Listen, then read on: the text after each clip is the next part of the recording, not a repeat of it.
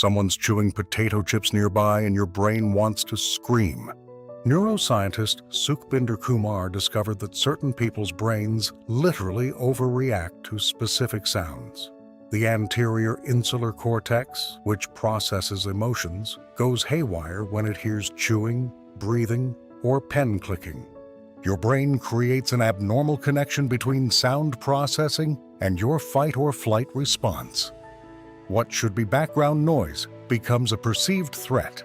This isn't being picky or dramatic. It's called misophonia, and it affects up to 15% of people. The sound isn't actually louder to you. Your brain just interprets it as more important and threatening than it really is. Notice which everyday sounds trigger you most. Follow for more mind science.